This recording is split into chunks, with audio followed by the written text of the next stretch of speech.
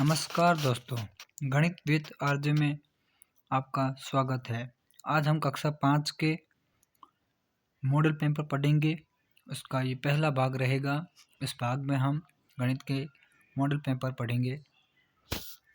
Model paper में जो महत्वपूर्ण प्रश्न है वो दर्शाए गए हैं।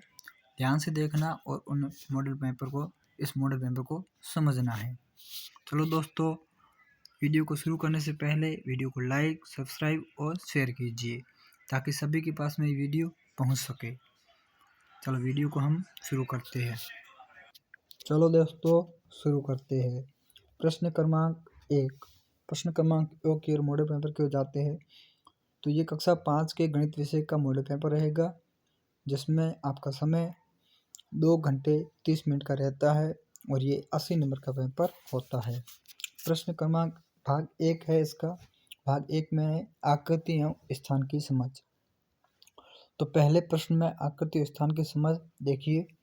ये 8 नंबर के रहते हैं। इसमें प्रश्न क्रमांक 1 क्या दिया हुआ है। प्रश्न क्रमांक 1 कहता है, नीचे दिए गए कोणों में से समकोण की पहचान कीजिए। जो आपका 1 नंबर अंक रहता है। तो समकोण किसे कहते हैं? समकोण वो होता है जो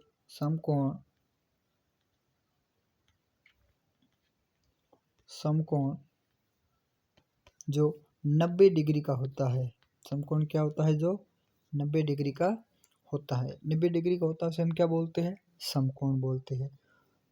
जो एल आकृति की तरह दिखता है, यानी कि 90 डिग्री का जो कोण होता है उसे हम क्या बोलते हैं? समकोण।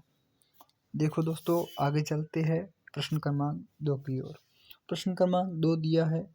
इसमें कहा है रिक्त स्थानों की पूर्ति कीजिए। 2 नंबर का ये आपका प्रश्न रहने वाला है, अंक 2 का रहने वाला है।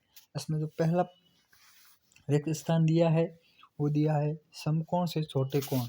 समकोण होता है इससे जो छोटा कोण होता है। तो समकोण से छोटा कोण क्या कहलाता है? समकोण छोटा होता है उसे हम क्या बोलते हैं? न्यून कोण। यानी कि 90 डिग्री जो छोटे कोण होते हैं इसे क्या बोलते हैं? न्यून कोण। इसमें हमें क्या लगाना है? न्यून कोण। आगे देखो क्या दिया है। आगे दूसरा रिक्त स्थान दिया है जो एल आकृति की जो होती है। जो एल आकृति है वाले कोण का माप क्या होता है? एल आकृति के कोण का माप हमेशा कितने डिग्री का होता है? हमेशा है 90 डिग्री का होता है। किसका होता है?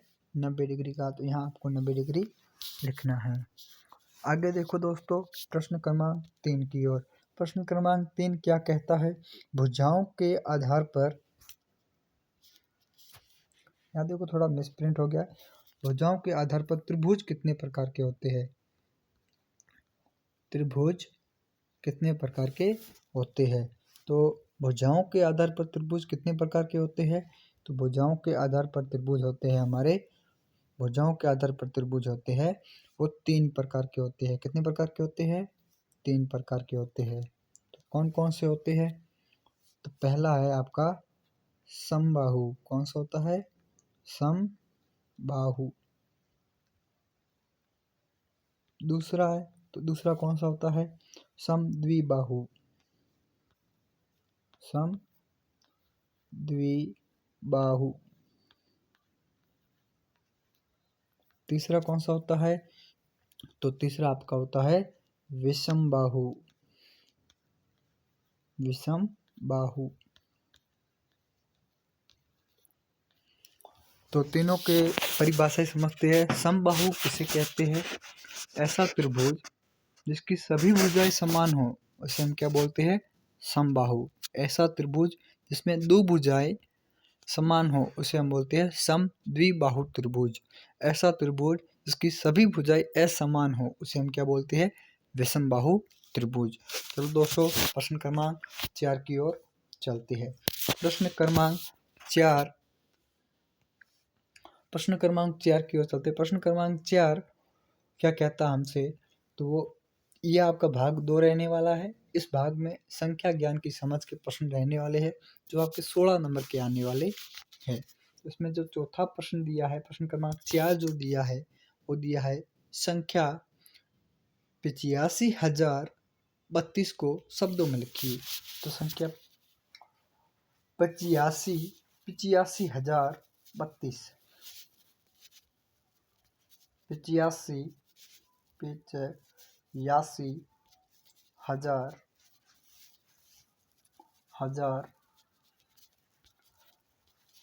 200, 200। इसे आपको क्या लिखना है, शब्दों में लिखना है, 85,200। चलो दोस्तों आगे बढ़ते हैं प्रश्न क्रमांक 5 की ओर। तो प्रश्न क्रमांक 5 हमसे क्या कह रहा है, तो प्रश्न क्रमांक 5 कह रहा है नीचे दी गई संख्याओं का विस्तारित रूप लिखिए। ये आपके 2 नंबर का प्रश्न रहने वाला है। तो देखिए क्या है, तो प्रश्न क्रमांक 5 में कहा है 43,752। इसका आपको विस्तारित रूप लिखना है। तो देखो क्या होगा, तो विस्तारित रूप क्या होता है, स्थान में जो अंक है, जैसे ये 4 है, 4 के पीछे कितने अंक है, 4 है, तो 4 के पीछे 4 अंक है, तो हम क्या लिखेंगे 4, जितने पीछे अंक है उतने पीछे क्या लगा देने हमें 0। फिर करेंगे प्लस 3, तो 3 के पीछे कितने अंक है, तो 3 के पीछे 3 अंक है, तो भी 3 इसके पीछे क्या लगा देंगे 0। अब इसके पीछे क्या रहा है, तो इसके पीछे है आपके 5, 7, तो 7 के पीछे कितने अंक है 2, तो 2 0 लगाएंगे। इसके बाद क्या दिया है, तो इसके बाद हमें दिया है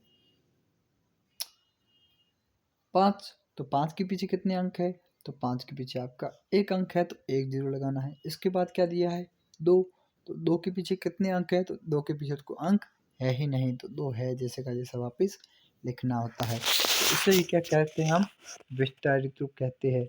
इकाई, दहाई, इकाई, दहाई, सैकड़ा, हजार, 10,000, इस प्रकार से आपको इसे बांटना होता है। इसे हम क्या बोलते हैं, विस्तारित रूप। तो जो ये 2 नंबर है इसे आप कमेंट करना, इसका उत्तर क्या होगा। चलो दोस्तों आगे चलते हैं प्रश्न क्रमांक 6 की ओर। प्रश्न क्रमांक 6 क्या कहता है, ये आपके 2 नंबर का रहने वाला है। और चित्र को देखकर छायांकित रंगे हुए भाग को भिन्न में लिखिए। तो यहाँ देखिए आप एक आकृति देख रहे हैं, और इस आकृति में जो छायांकित भाग है इसे हमें क्या लिखना है भिन्न में। तो देखिए कितने हैं, एक वृत्त बना हुआ है और इसमें 4 कॉलम किए हुए हैं, जिसमें एक कॉलम आपका क्या है छायांकित है, क्या है छायांकित है। तो यदि एक कॉलम छायांकित है, बाकी वाला कॉलम क्या है खुले है, तो टोटल कॉलम होते हैं। तो इसे आप इस प्रकार से बनाना है, अंश बट्टा हर। हर को तो क्या लेना है, अंश को क्या लेंगे, कितना भाग छायांकित है, तो 1। कुल भाग कितने हैं, 1 2 3 4, तो इसे 1/4 लिखेंगे। ये इसकी क्या बन जाएगी भिन्न।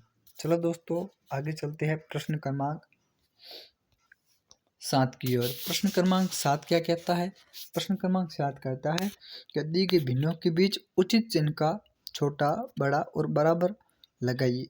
तो ये आपके 2 नंबर का रहने वाला है। तो देखिए क्या दिया है, 1/2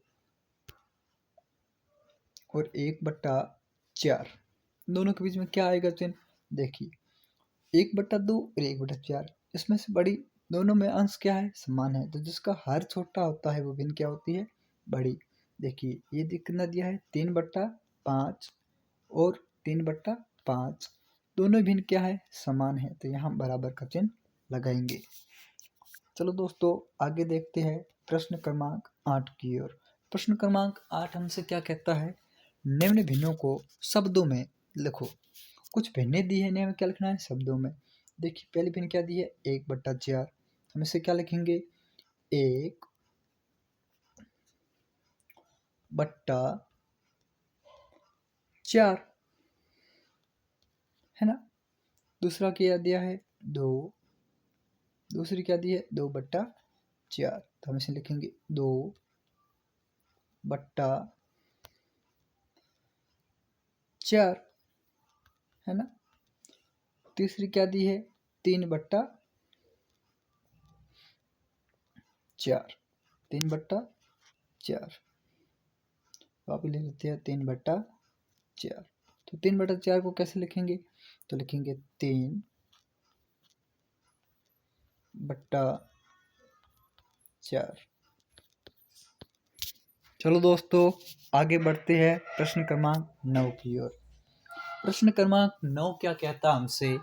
प्रश्न क्रमांक 9 कह रहा है 5, 0, 2, 4, 8 अंकों का प्रयोग करके 5 अंकों की सबसे बड़ी और सबसे छोटी संख्या बनाइए। तो लिखा है 5, 0, 2, 4 और 8 का प्रयोग करके हमें सबसे बड़ी और सबसे छोटी संख्या बनानी है।